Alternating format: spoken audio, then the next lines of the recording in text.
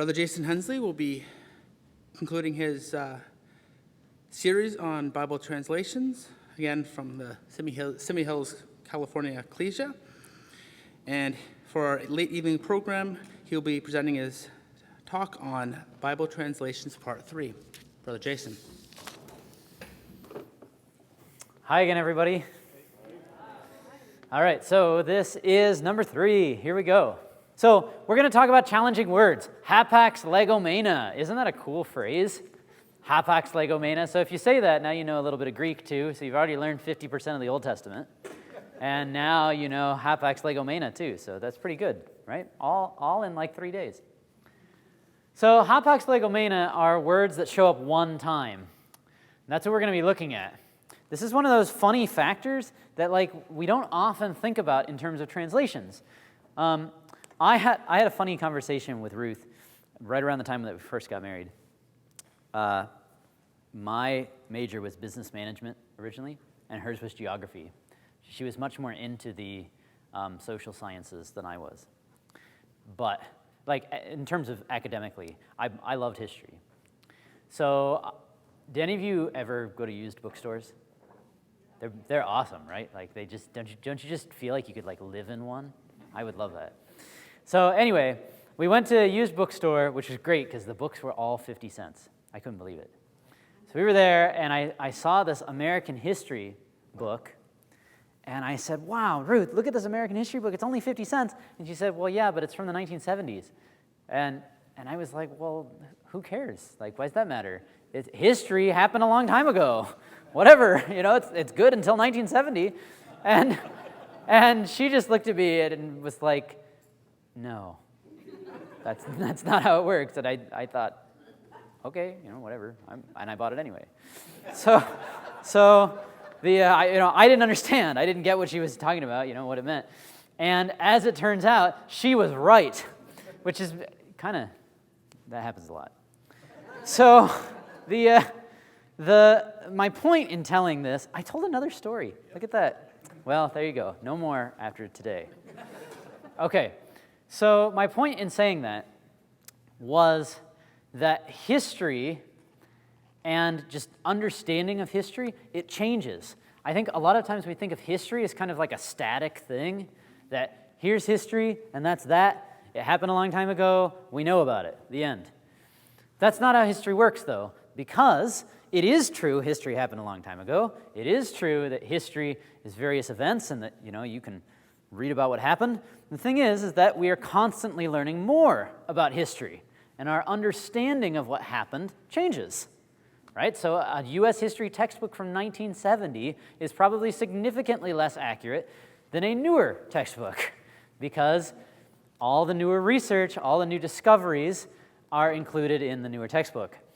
So that was a really big kind of paradigm shift for me, and it's interesting to see how that relates to Bible translation, because translations, like a translation of a word that we may have done a long time ago, switches or gets more nuance as you learn a little more about other languages and how different words are used. So let's take a look at how this works. Okay. Here's what we're going to talk about. Hapax legomena. We're going to talk about some changes and discoveries, and then a long process. So by a long process, I mean it takes a long time for scholars to learn and understand new languages that affect the Bible. So that's what we're going to see. Here's the main message. So we had, first of all, translation is complicated, right? Translation is biased. And now we have translation needs constant revision. That's an interesting one. Translation needs constant revision.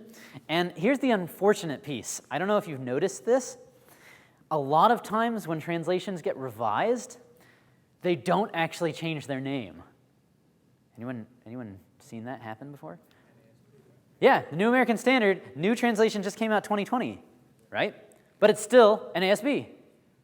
Yeah, we use the 1769 version of the King James. So what's funny about that is it had been revised a ton of times before that, so before 1769. But they just never changed its name, so when you read the King James, you think you're reading what it said in 1611, but you're actually not. So it's one of those funny things about it, right? So it's unfortunate that the New King James translators decided to call it the New King James, because if they had just called it the King James, right, it would have still been in the same, like, line of I don't know what you call it. You're not going to call it like a birth. Yeah, lineage. Thank you. Same lineage. It's hard, giving 4 classes in a day. You forget words. Okay, so that's the idea. A lot of translations get revised, and you actually have to look at the front of your version to see, oh, do I have the NIV 1984, or do I have the NIV 2011, right? Which one? They're both just called the NIV. So, you can probably tell from the cover, too, but because things from the 80s look very different from things from 2001 or 2011. But it's one of those funny things that a lot of times translations are being revised, and you don't actually realize that they are, because the translators don't change the name. They don't tell you that. Okay. Here's your why question. Why does the discovery of Ugaritic have anything to do with the Bible? Why do we care? Right? Some people a long time ago lived in a city named Ugarit. Why does that affect my life at all? They're dead. The end. Right? Like, that's how it kind of feels, but that actually isn't the case. So here's hapax legomena. Let's talk about this. This is it in Greek, hapax legomena. It's plural, so if you wanted the singular, it would be hapax legomenon. That's the singular form. What it means is being said once. So that's the translation. So, you don't have to call them this, but if you're ever, wanting to know more about it, and you Google it, that's what you're going to have to Google, hapax legomena. You don't have to write it in Greek. That is okay. So if you write out hapax legomena, you can find a lot of resources and information about it. Okay, here's a definition. Words that are said only once in Scripture. Words that are used only once in Scripture. So pretty straightforward definition. And there's a lot more of these than you would actually expect. For instance, here's a list of the hapax legomena in the Gospel of Matthew. This is, I know you can't read these at all. Hopefully you can just, see all the lines. Okay. Each line is one word. So this is the reference. Here's the Greek. Here's the translation. This is Matthew 2 through Matthew 12. Here's Matthew 12 through Matthew 22. Here's Matthew 22 through Matthew 27. And 27 to 28. That's a lot, right? That's a lot of words that only ever get used one time in the Bible, and that's just the Gospel of Matthew. So now, if you look at how many there are in the entirety of the New Testament, just take a look at this. So there's 89 hapax legomena in Matthew. Mark has 67. Luke has, ready? 221, because he was a doctor, right? So he liked to use big words. I'm being serious too. That's one of the funny things about Luke. John uses 68. Acts uses 326, because it was Luke, right? Romans uses 85. 1 Corinthians is 79. 2 Corinthians is 64. Galatians is 28. Ephesians is 35. Philippians 36. Colossians 32. 1 Thessalonians 18. 2 Thessalonians 8. 1 Timothy 65. 2 Timothy 46. Titus 27, Philemon 5, Hebrews 126, James 53, 1 Peter 55, 2 Peter 47, 1 John 1, 2 John 1, 3 John 2, Jude 14, Revelation 74. Do you notice anything about authors and their uses of these words? John doesn't use very many. Yep, so what Peter was talking about them being Jewish or not, yeah, that's one interesting thing. You can usually tell when Greek was not their first language. Yep, so John doesn't use very many. Luke uses it a lot. By the way, this also affects how easy these books are to read in Greek. So if you ever decide to learn Greek, you want to start in the Gospel of John. You do not want to start in Luke, because you'll get really confused. Okay. So there's a total of 1,672 hapax legomena in the New Testament.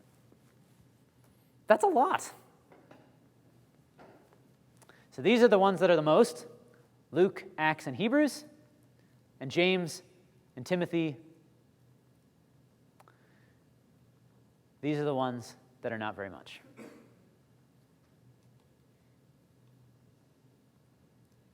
Okay.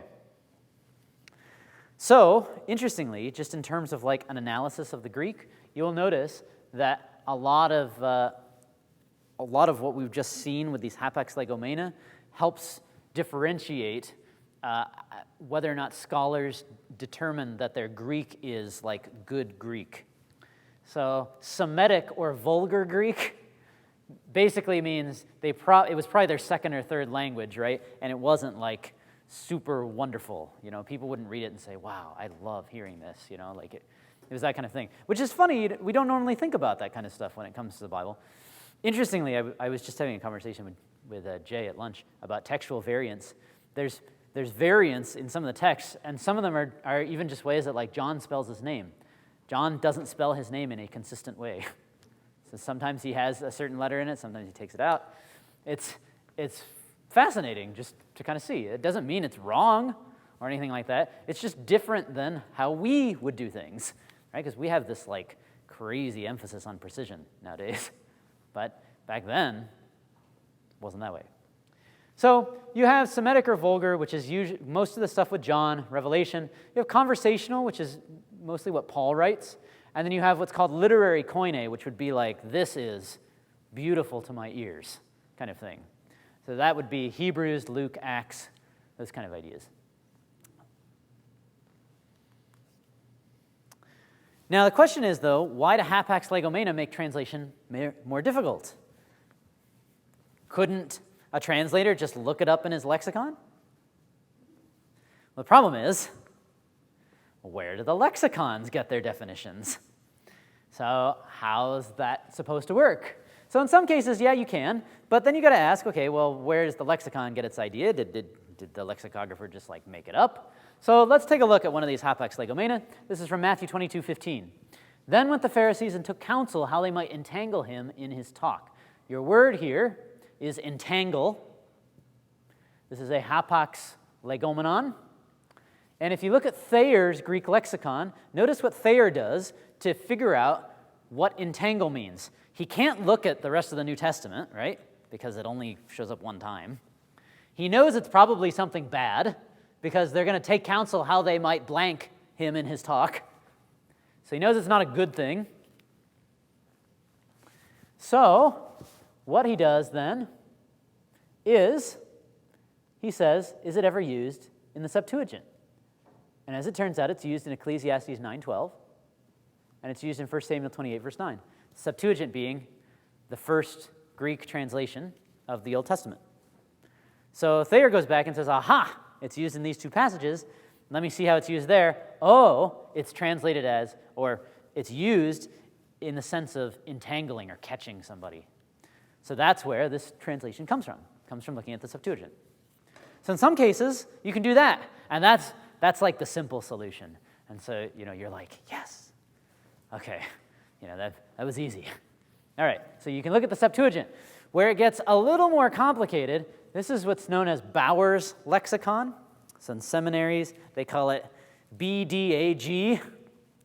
That's like, if you want to be cool, you say, well, I just looked at BDAG. People are like, oh, BDAG.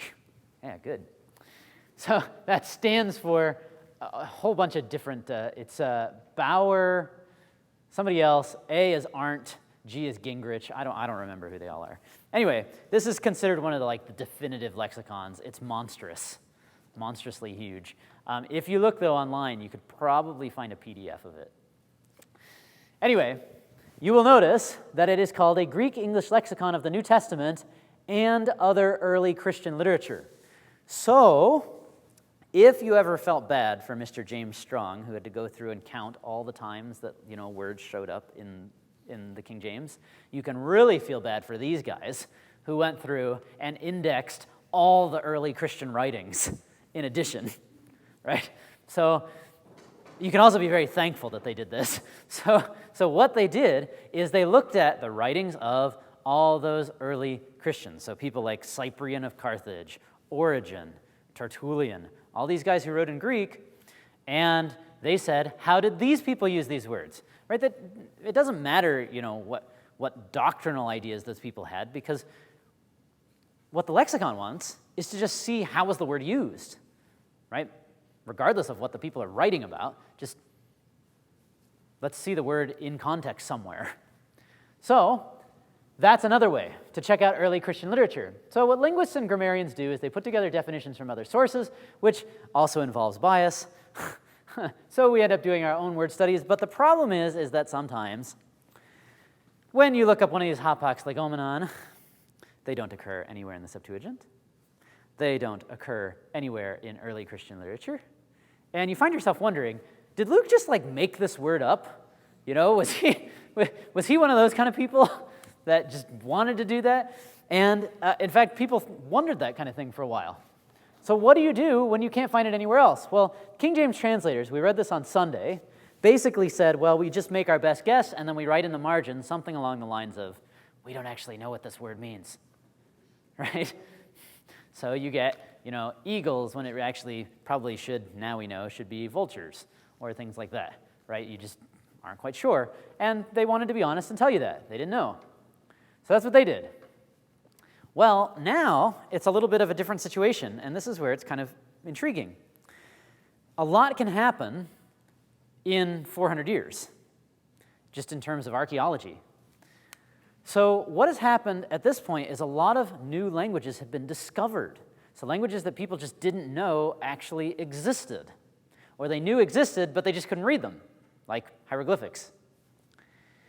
So because of these languages, and because of their relationship with Hebrew or with Greek, you can actually compare those words. Anybody familiar with cognate words? Cognates? You heard of that before? So it's like where you have the word in Spanish is Biblia. Biblia means book, right? In Greek, it's biblios. So you can hear how those two words are similar, biblia, biblios. Those are called cognates. They're words that sound the same and have a very similar meaning between two languages, right?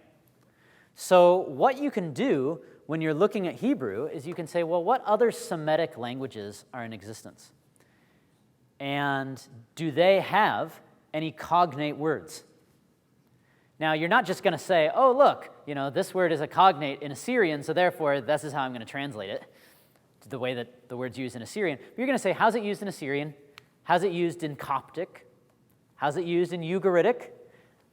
And a lot of times what you're going to notice is, oh, these languages all use the word in the same way. So therefore, the Hebrew meaning is probably very similar.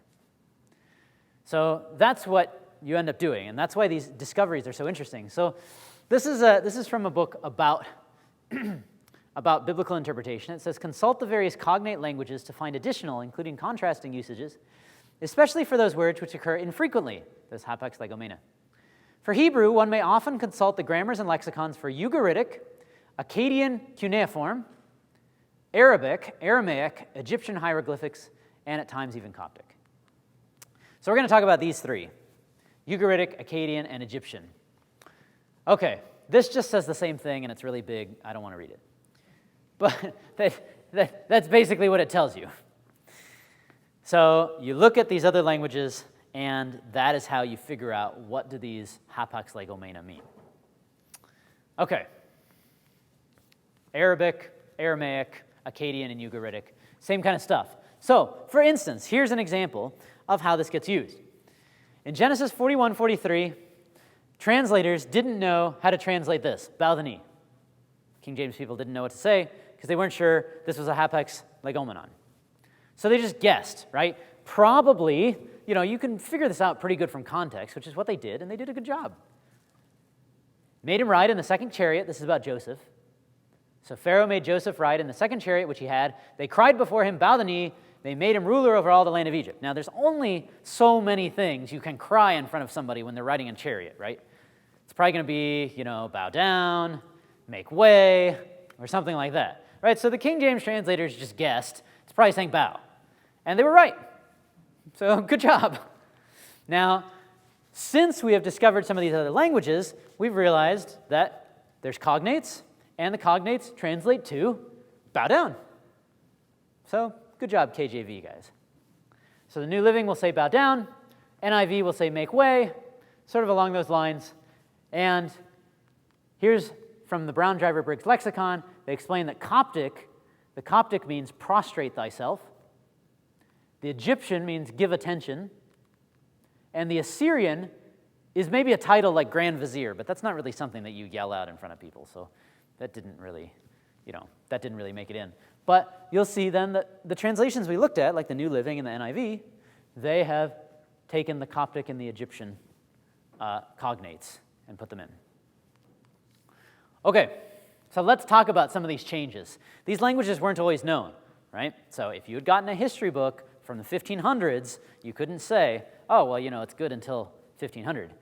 Because, no, it doesn't work. Because we are constantly learning new things. So these languages weren't known, or if they were known, we didn't actually know how to read them. So, kind of a funny situation. Okay, this is Akkadian. Anybody know who spoke Akkadian? Don't say the Akkadians. Yeah, probably Abraham. This was Assyrian. So Akkadian was Old Assyrian language. So yeah, Abraham probably spoke it. So this would have been what was spoken in Mesopotamia. And it very much, would be related to Hebrew, because Hebrew probably came out of this kind of thing. So here's Akkadian. Check this out. It was rediscovered. So you have to say rediscovered, because you can't say it was discovered, since obviously people used it at one point, so they knew about it. So it was rediscovered in 1767. So 1767, scholars say, hey, look at these funny little marks. These must be a language. Okay, now, even though it was discovered in 1767, nobody could figure out anything about it until the 1800s, mid-1800s. So scholars were just like, yeah, these marks are cute, but I don't know what this is supposed to mean. Okay, not until the mid-1800s. Now, just in case you're wondering where the name came from, by the way, Akkad is the city that it derives from, and this is Kingdom of Assyria, right? This is Nimrod. So that's Genesis chapter 10. So that's Akkadian from the city of Akkad. This is where it is, right in the middle of Mesopotamia. Akkad, it's right about the time of Abraham, as Joseph said. Okay, so Akkadian discovered mid-1700s. People start to understand it in the 1800s. Here's the Rosetta Stone. Anybody remember what languages are on the Rosetta Stone? It's 3. Greek, yes. Greek, hieroglyphics, and this one's the hardest one. It's Demotic. It's a special kind of hieroglyphics. It was kind of like the priestly language. So what you had is you had the same thing written 3 different ways, right? Once in Greek, once in hieroglyphics, once in Demotic. Now, here's how it was. Hieroglyphics at the top, Demotic in the middle, classical Greek on the bottom. It was discovered 1799 by Napoleon, interestingly. So go Napoleon, right? Napoleon discovers these things, and it's sort of a funny kind of deal. They just discover it attached to this pillar, and they take it and they think, oh, okay, interesting, kind of cool. 35 miles north of Alexandria, one of Napoleon's soldiers finds it. Nobody knows what to do with it. For years, everyone has known that hieroglyphics exist, right, because you can see them in Egypt, but nobody has known how to read them. So the Rosetta Stone, people started to get excited about it when they realized, wait a minute, what if this is the same thing written in 3 languages? Because we know Greek, so theoretically, if you know Greek and translate the Greek, then you can figure out, you can reverse translate it to figure out what the hieroglyphics mean. So for a long time, scholars were working on that to try and make some sense of the hieroglyphics, and nobody could.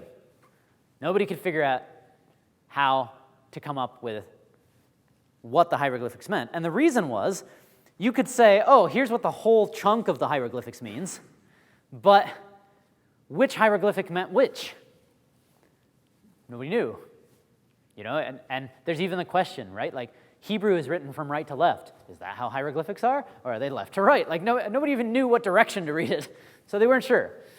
Then, a French guy with this awesome name, Jean-Francois Champollion. I don't actually even know French at all, so I have no idea if that's how you say it. But this French guy, who, here's a little tie-in to my classes. He was known not for being the guy who deciphered the Rosetta Stone, by the way. He has gone down in history as a scholar that was so anal that nobody ever wanted to work with him. So there you go. Is that how you want to be remembered? So that's what he has gone on to do. Oh, and by the way, he also decoded the Rosetta Stone. Okay, so this was him. He recognized, oh, you know what? I see the names of kings in the Greek, kings and queens, and I also see these interesting, like, circled things in the hieroglyphics. What if, he just had this crazy theory, what if those were the names of the kings and queens? And they're circled because, they're special. Turns out he was right. But, nobody really wanted to acknowledge that or, work with him to figure out more things. So he had to try and do it all on his own. So he figures out the Rosetta Stone, which allows people to start to understand hieroglyphics. Now, what's crazy about this is it took decades of research, probably partly because it was a lot of done by one person. And as there are over 700 symbols, right, we only have I don't even know how many letters we have. I do too many languages. How many letters are in the alphabet? 26, thank you. There's 22 in Hebrew, and I always think, anyway. I didn't want to say the wrong number. That would have been bad. So we have 26, right? They have 700 symbols. And so this is why hieroglyphics are complicated. And we're still figuring them out. This thing was found in 1799. And we still, if you asked a hieroglyphicologist, I don't know what you call them, somebody who studies hieroglyphics, if you asked them, can you sit down and read this for me? They'd say yes, but nobody can actually read hieroglyphics fluently. Isn't that weird?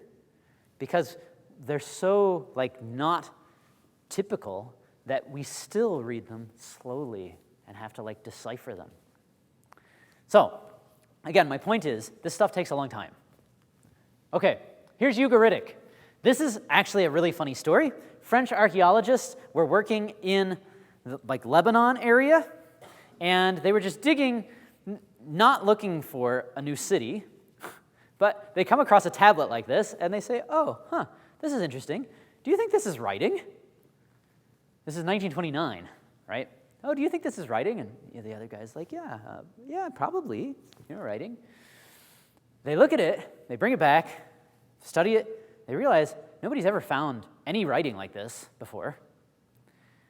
So they keep digging, and they say, oh, look, this tablet was found in a house. They keep digging. All of a sudden, they realize they've discovered a long-lost city. In fact, a civilization, because it was a city-state. And that's the city of Ugarit. It was probably an Amorite kingdom, it's believed. Amorite kingdom. And the reason that this is interesting is because it's believed that Ugarit was likely the closest neighbor that interacted with Israel. So Baal was a major Ugaritic god. Fascinating. So a lot of the Ugaritic rituals, scholars have been able to decipher Ugaritic, and a lot of the Ugaritic rituals made their way into Israel. When Israel was bad. So, interesting story. It's thought that it's an Amorite language. It's like Hebrew, it has no written vowels. It's right up there.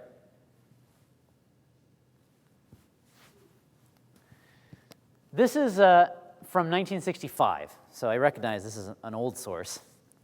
And so it's not going to acknowledge the Dead Sea Scrolls, but this guy was a major archaeologist, Cyrus Gordon, and I thought it was interesting what he said about Ugaritic.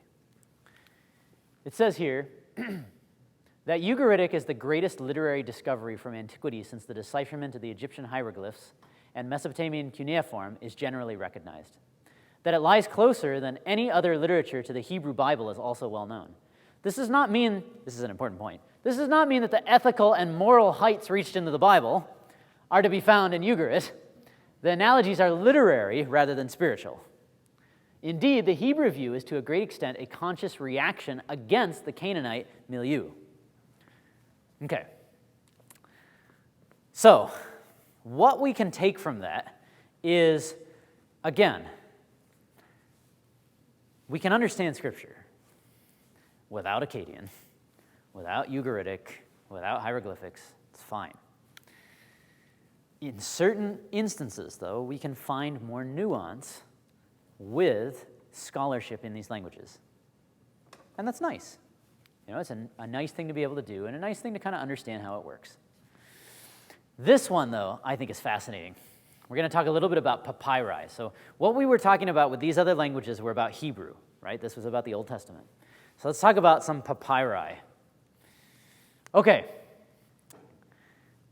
There was a major discovery, or well, a bunch, that took place throughout the 1800s and into the 1900s of Greek papyri, which revolutionized scholars' understanding of Greek. So I want to read this to you. Before the beginning of the 20th century, right? So we're looking like 1800s. In large part because the discoveries of Egyptian papyri had not yet been profitably assessed in terms of the language of the New Testament, there was a widespread and persistent belief in some circles that the Greek of the New Testament constituted a special biblical dialect, possibly even a divinely inspired or Holy Ghost Greek. In other words, there were no other sources of this kind of Greek, so scholars just hypothesized that God just created a language for the New Testament because nobody had found any other of these kind of writings, any of this kind of Greek. Without these papyrus documents for reference, significant differences between the Greek of the New Testament and the Greek of literary writers, for example, the convoluted periodic style of Thucydides, or whatever that guy is, or the complex and artificial style of Polybus, seemed otherwise incomprehensible if one wished to maintain the special qualities of the biblical documents. The point is that like writings like Herodotus, Homer, these were not the same as the Bible. It was a different dialect, and people were trying to figure out, what's going on here? Why is the Bible different? Okay, well, in Herculaneum, 1752, papyri were discovered, 1800 papyri were discovered there, and that allowed scholars to then see, oh, okay, you know what, this isn't its own individual language. Here's some documents from that era. And they could compare. That would help them with those hapax legomena. Okay, so that's Herculaneum. It's not that exciting because none of them were biblical. Okay, so kind of boring. Okay. Magical papyri were found in the 1800s, which, were things like if you want to curse the person you don't like or whatever, and make their head shrink and like all kinds of weird stuff. So they found magical papyri in the 1800s, which had a similar form of Greek. And that was, again, it was helpful, again, for recognizing that it wasn't like Holy Spirit Greek or something along those lines. But there still wasn't found any kind of biblical, like references to Bible types of things that scholars would be able to see how are these words used, and are they used in a similar way to the New Testament. So I don't know if you've heard of Lightfoot. He was a well-known Bible commentator. So sometimes you'll see Lightfoot's commentary around. In 1863, this is what he says. If we could only recover letters that ordinary people wrote to each other, right? Because they had found like philosophy and Herculaneum. They had found weird magical stuff. But they hadn't just found normal Greek, like, just somebody writing from one person to another from that time period. He says, if we could just recover letters that ordinary people wrote to each other without any thought of being literary, we should have the greatest possible help for the understanding of the language of the New Testament generally. That way we could figure out how are these words used. And, okay, here we go. It happened. Late 1800s, 1896, these two guys, Bernard Grenfell and Arthur Hunt, decided to go pull an Indiana Jones. So they flew down to Egypt on a theory. This was their hunch. Their hunch was that if they could locate a first century garbage dump, then they would probably find letters, receipts, all kinds of things that people would have used in the first century, and that would help them figure out the language of the New Testament. So they fly down to a place called Oxyrhynchus, which if you don't think that's a cool name, I don't know what to do. Oxyrhynchus. So they fly down to Oxyrhynchus in Egypt, and they bring a team with them. They start digging. They're looking at the garbage dumps. Here they are, digging, digging, digging. They dig for 3 weeks, find nothing. Then somebody says, I found something. They take it out, and they start to read it, and it says, and Jesus said, and they go, ah! No, I don't actually know what they did, but they probably did that. It turns out it was the sayings of Jesus. It's actually part of the Gospel of Thomas. It's Gnostic, so it wasn't part of the Bible. But it was interesting because it was a similar genre, right? Similar genre, and from the same time period. So they get really excited, and they say, okay, everybody dig. So they start digging and digging and digging. They dig for almost a decade, and you ready for this? They unearth 100,000 papyri. Okay, 100,000, including one of the oldest manuscripts of the Bible ever. It's part of Matthew from the 2nd century. Okay, hundreds of thousands, and here's what's crazy about it. This is like what gets me every time. There is such a dearth of Greek scholars that these hundreds of thousands of papyri that were found in the early 1900s, you know where they are? In a room, in a box in the British Museum, waiting for someone to translate them.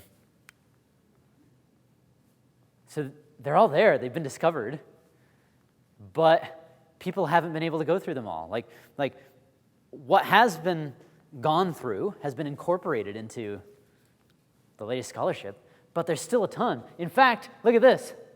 There are, in fact, so many papyrus leaves and fragments that in 2011, the Oxyrhynchus team at Oxford University launched a project called Ancient Lives, which was designed to crowdsource transcriptions of unedited papyri, to provide a sort of top of the funnel to the huge mass of papyri that have yet to be studied, to prioritize the remaining papyri for further study. Crowdsourcing ancient papyri translation. Okay, so let's just put all this on a chart. You ready? Akkadian is discovered right around there. The Rosetta Stone is discovered right around there. Greek is connected to papyri vocabulary right around there, so this is like Oxyrhynchus stuff. Oxyrhynchus happens right around there. Ugaritic discovered 1929. Now, here's some translations. KJV is translated then. KJV is updated then, right after Akkadian is discovered. The RV is translated and Strong's is published just before the Oxyrhynchus discovery. The RSV is translated just after Ugaritic is discovered. The NIV is then translated. The ESV is then translated. The NASB is then updated, which is the latest one, 2020. So this is kind of interesting, just in terms of looking at like what translations incorporate what scholarship. And then just keep in mind, right, sometimes it takes 50 to 100 years for the scholarship to be incorporated. Like with Oxyrhynchus, we're still waiting, right? So it's one of those interesting things that, again, use multiple translations, but I think it's just helpful to recognize what translation is going to include what. Okay, now I just want to jump over here to just show you, oh, that's funny. It was actually the next slide. Okay. So here's, that's what I just said. All right, so I want to give you an example of how this works, because I really want to leave you with, like, I don't think we should ever feel a lack of confidence in our Bibles. We have incredible translations. So I don't think we should feel like is my translation bad, or is it accurate? Yes, it is. It's accurate. It's good. So I want to just give you an example of what kind of changes does this mean, just so you can kind of feel it out a little bit and see that it's really just details. This is not something that's going to change your life. Okay, this is the Bishop's Bible from 1568. Okay, Jacob sends his children to Egypt, and he sends them with a gift. So notice what they bring. Sorry, this is how they spelled things back then, so it's going to be a little complicated, but we got this. Okay, Genesis 43:11 in the Bishop's Bible says, "Their father Israel said unto them, If it must needs be so, now then do thus. Take of the best fruits of the land in your vessels, vessels, and bring ye man a present, a curtsy of balm, a curtsy of honey, spices and myrrh, nutties and almonds." Okay, so that's what they're supposed to bring, right? Geneva Bible from 1599 says the same thing. Rosin, which is, I guess, balm, honey or honey, spices and myrrh, nuts and almonds. King James, 1769, so this is updated, so we don't have to read like that anymore. A little balm, a little honey, spices, myrrh, nuts, almonds. So you will notice that these older translations are going to translate it as balm, honey, spices, myrrh, nuts, almonds. Pay attention to number 5, nuts. Okay? Here's the New King James from 1982. New King James says, a little balm, a little honey, spices, myrrh, pistachio nuts, and almonds. Do you notice what changed? Pistachio nuts. Does that change your life? No, right? It does not. But is it more accurate? Yeah. So that's the thing, right? Nuts versus pistachio nuts. Okay, so that's what we're talking about here, right? This is like intricacies. But we care about accuracy. So that's why we look at these kind of things. So Genesis 43:11, here's the NIV. You'll notice it says pistachio nuts. Same thing. Here's the Net from 2017. Pistachios. So balm, honey, spices, myrrh, pistachios, and almonds. So the question is, where did pistachios come from? Right? How did it go from nuts to pistachios? Well, it all has to do with the discovery of these languages that we talked about. So here we go. Let's look at the story of the pistachio. All right. This is botnim is your word. Now, I want to show you Gesenius, right? Maybe you've used Gesenius before. Gesenius is interesting because here's his story. Gesenius was first published in Latin in 1833. It was translated into English in 1857. So these are our times, okay? 1833, 1857. And here's what Gesenius says, which I think is fascinating. He says, this is talking about the pistachio. Now, you would expect him to then explain, here's why I think that, because, Gesenius is good at that. You will notice he doesn't do that. He says, it's the pistachio. This word is unknown to the other cognate languages. So he just says, it's the pistachio. I don't know why, basically, right? That's what Gesenius says, and that's the end of the story. Okay, so he doesn't give a reason. Now, Strong comes along. He bases his lexicon on Gesenius, and so he's published in 1890, and he just says it means a pistachio nut. There you go. Okay, no reason, but Strong doesn't really usually give reasons. Okay, the question is, why? Did Gesenius just make this up? He didn't give any reason. So why did it become a pistachio? Well, this ambiguity here is reflected in translations from the 1800s, right? Because that's when Gesenius and Strong were writing. So people thought it was a pistachio, but they weren't really sure. They didn't have very good proof. So if you look at translations of the 1800s, you'll notice Young's literal says nuts. Darby from 1890 says pistachio nuts. The RV says nuts. So you have this funny blend where all modern translations today say pistachios. Some in the 1800s said pistachios, and others didn't. This is from the preface of Brown Driver Briggs. Anybody heard of Brown Driver Briggs? Okay, so Brown Driver Briggs is considered to be one of the gold standards of Hebrew lexicons. So this is like a really good one. So if you get the chance, I recommend use it. It's free on Blue Letter Bible. So Brown Driver Briggs. This is what they say in their preface. They kind of walk through this, and I know it's heavy. It's 9:31. Okay.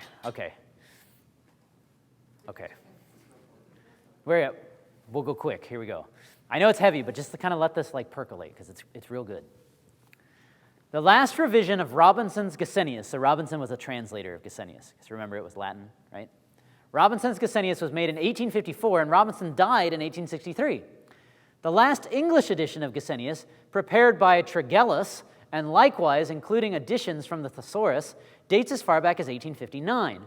In the meantime, Semitic studies have been pursued on all hands with energy and success. Do you see what they're saying?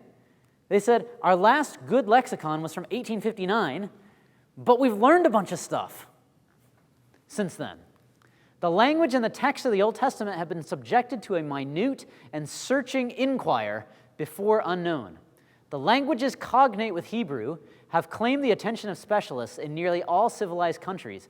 Wide fields of research have been opened, the very existence of which was a surprise and have invited explorers. Arabic, ancient and modern, Ethiopic, with its allied dialects, Aramaic and its various literatures and localities, have all yielded new treasures. So they list all these cognate languages, and they say, we're understanding all these things. That's why we wrote this lexicon, they say. So if you look at Brown Driver Briggs, check it out. Story of the pistachio. Here we go. Brown Driver Briggs says, compare Assyrian, and they give you the cognate, butnu, which means pistachio. So now they give you the explanation. So if you look up Assyrian, which is the same as Akkadian, you'll find out that butnu means pistachio nut. So that's where it came from. It came because of Akkadian. Again, this doesn't change your life, right? Who cares, really, if they ate pistachios or not? I shouldn't say who cares. It's in the Bible, it's important. But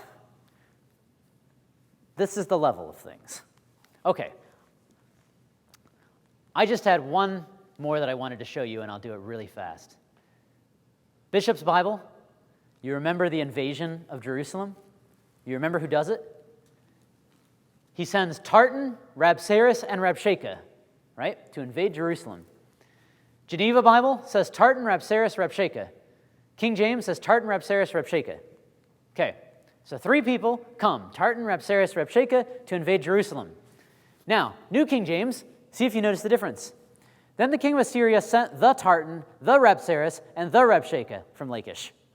Do you see the difference? All of a sudden, they're called the. What's up with that? You know, you'd be weirded out if I called myself the Jason. So, why does it do that? Why does it do that? But the ESV does the same thing. The NIV does the same thing. Why? The Tartan, the Rabsaris, the Rabshakeh. And it's because, with the discovery of these languages, people realized these were not people's names. They were titles. Here's how they knew. Here's Tartan. Here's what Gesenius says. He says, Tartan, see that there? PRN, that stands for proper name. So Gesenius looked at it and he said, oh, it must be somebody's name. Nobody knew at that time. So Strong just said, Tartan, that's it. Brown Driver Briggs comes along and says, it's a loan word from Assyrian, Tartanu, which is the title of an Assyrian general, field marshal. So Brown Driver Briggs was able to explain it. And so you see this with all of them. So to finish it up, we're constantly adding nuance to our understanding of words. So again, this doesn't mean, say, oh, the translation I like, King James, RV, whatever. This doesn't mean, say, oh, that translation's old, so I'm not going to use it anymore. Don't do that. But instead, use that one and use other ones. Look and see, oh, what's different? What do I see that's different? Where did that difference come from? And you can check out lexicons like Brown Driver Briggs or BDAG. You can look at those ones. So these are things that it's just opportunities to go a little bit deeper. And hopefully those were some interesting thoughts to kind of stir up your minds.